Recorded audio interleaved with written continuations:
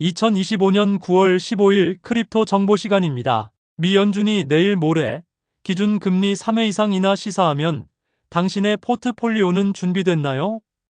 오늘은 다가오는 미국 연준의 9월 금리 결정, 그리고 함께 공개될 점도표가 암호화폐 시장에 어떤 파장을 만들지 누구나 이해할 수 있게 차분히 풀어봅니다. 투자 팁도 마지막에 드릴 테니 끝까지 들어보세요. 먼저 점도표가 뭔지부터요. 점도표는 연준 위원 19명이 앞으로 금리를 어디까지, 얼마나 빨리 내리고 올릴지 각자 생각을 점 하나로 표시한 표입니다. 매년 3, 6, 9, 12월 회의 뒤에 공개되고요.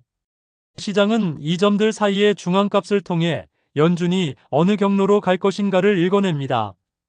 한마디로 정책의 길을 보여주는 나침반이에요. 이번 FOMC는 현지 기준 9월 16, 17일, 한국 시간으로 9월 18일 새벽의 결과와 기자회견이 이어집니다. 시장의 컨센서스는 0.25%포인트 인하가 유력하다는 쪽이죠.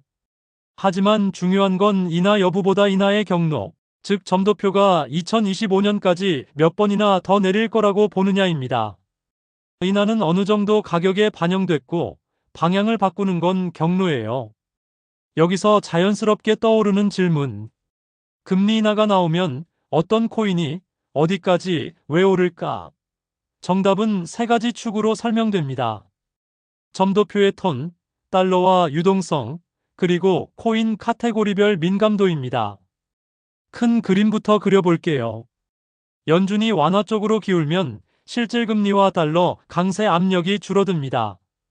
보수적 자금이 조금씩 위험자산으로 나와요. 이 흐름은 보통 비트코인과 이더리움 같은 대형 자산에서 먼저 반영됩니다. 달러가 약해지고 인하 경로 확신이 붙으면 위험자산에 한 번 더 불씨가 붙죠.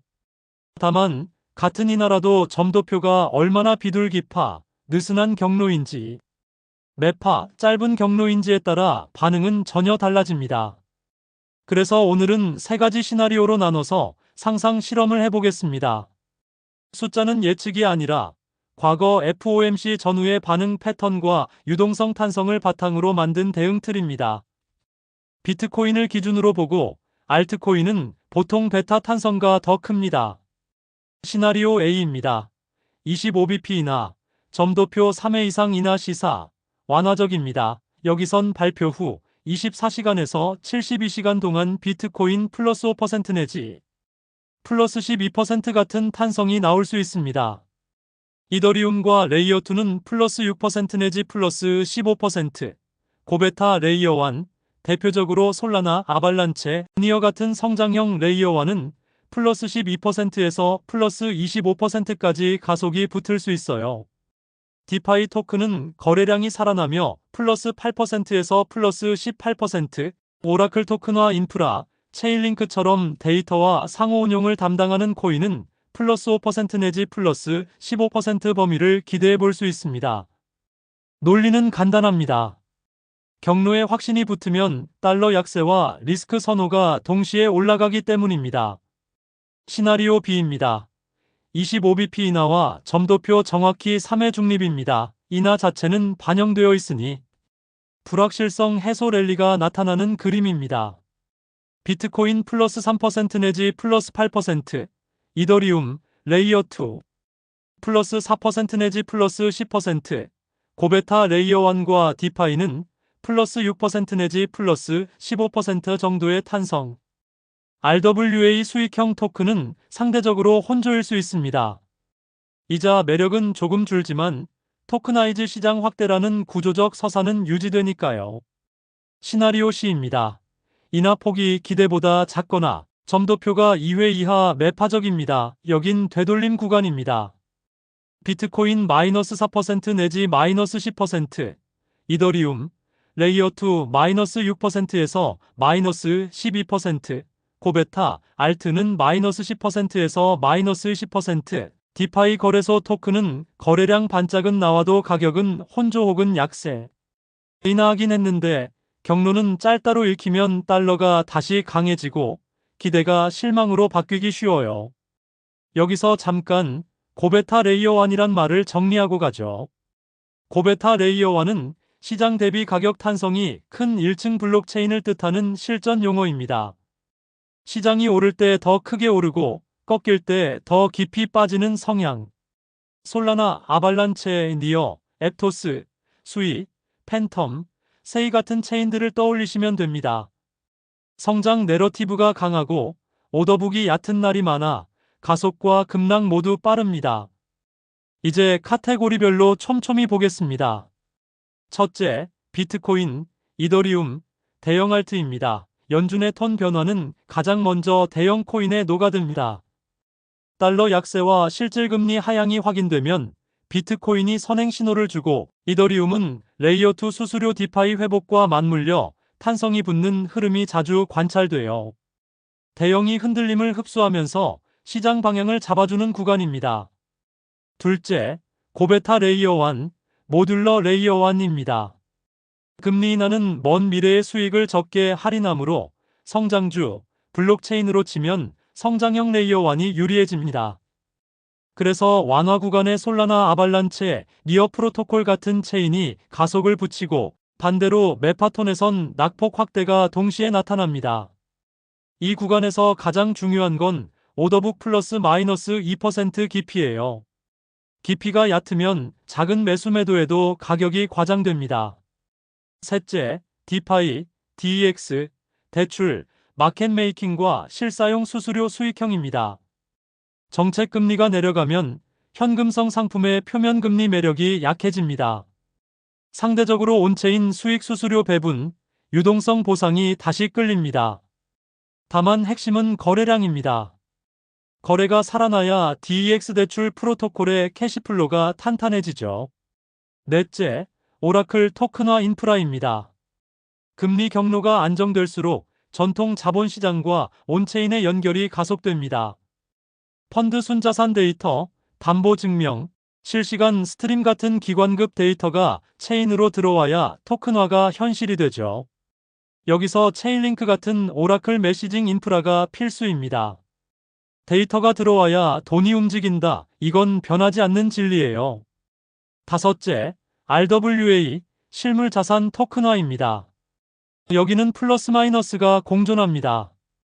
금리 인하는 달러 수익형 토큰의 이자 매력을 조금 깎지만 자산을 온체인으로 들여오는 속도는 오히려 빨라질 수 있어요. 정책 불확실성이 줄면 주식 ETF 펀드의 토큰화가 한 단계 나아가기 때문입니다. 그래서 RWA 섹터는 단기 이자 매력과 중장기 채택 속도를 동시에 봐야 합니다. 이제 이번 주 체크 포인트를 시간 순으로 정리해 봅니다. 첫째, 발표 시간 재확인입니다. 한국 시간 9월 18일 새벽. 점도표와 경제 전망이 함께 나옵니다. 둘째, 사전 기대입니다. 25bp나 유력, 50bp는 소수 시나리오. 셋째, 해외 중앙은행 일정입니다. 같은 주에 영란은행, 직전에는 ECB, 교차 자금 흐름도 염두에 두면 좋습니다. 숫자로 간단한 반응 범위 가이드도 이어서 정리합니다. 다시 강조하지만 이건 어디까지나 준거 틀입니다. 실제 반응은 호가 오더북 상황에 따라 달라져요. 비트코인입니다. 완화적 플러스 5 내지 12%, 중립 플러스 3 내지 8%, 매파적 마이너스 4 내지 10%. 이더리움, 레이어2입니다. 비트코인의 1.2 내지 1.5배. 고베타 레이어 1, 주요 알트입니다. 비트코인의 1.5 내지 2.5배. 오라클 인프라입니다. 이벤트 당일엔 후행할 때도 있지만 토큰화 데이터 모멘텀이 붙으면 동행 전환. 한국 투자자에게 특히 중요한 점도 하나입니다. 원화 마켓 비중이 커질수록 가속 상승, 급락이 함께 커집니다. 발표 직후 수분 내지 수시간은 스프레드가 벌어지고 휘핑, 즉 올라갔다 내려갔다가 잦아요.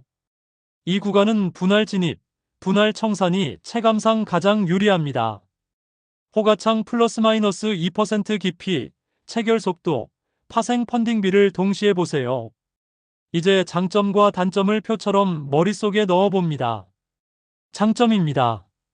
달러 강세 압력이 줄면 위험자산 선호가 돌아옵니다. 대형이 먼저 움직이고 그 다음에 성장형 레이어 1, 그리고 디파이 인프라가 차례로 로테이션을 일으키죠. 온체인 수익의 상대 매력이 높아지고 토큰화와 데이터 인프라의 채택 속도가 붙을 수 있습니다. 단점입니다. 점도표가 매파로 나오면 인하오제 공식이 깨집니다. 기대가 실망으로 바뀌면 되돌림이 더 크게 나와요. 알트는 유동성 취약으로 낙폭이 비트코인의 1.5에서 2.5배까지 가는 게 흔합니다. 그리고 정치 변수 의외의 코멘트나 기자회견의 톤은 언제든 변동성을 키울 수 있어요. 실전 체크리스트 5가지입니다. 하나, 점도표 중앙값과 2025년 인하 횟수를 제일 먼저 읽는다. 둘, 파월 발언에서 물가, 노동시장에 대한 어조를 잡아낸다. 데이터 의존이 어느 쪽인가? 셋, 달러 인덱스, 미 2년물, 비트코인을 나란히 본다. 세 개가 같은 방향이면 모멘텀이 탄탄하다. 넷, 오더북 플러스 마이너스 2% 깊이, 스프레드를 보고 분할로 대응한다. 특히 원화 마켓.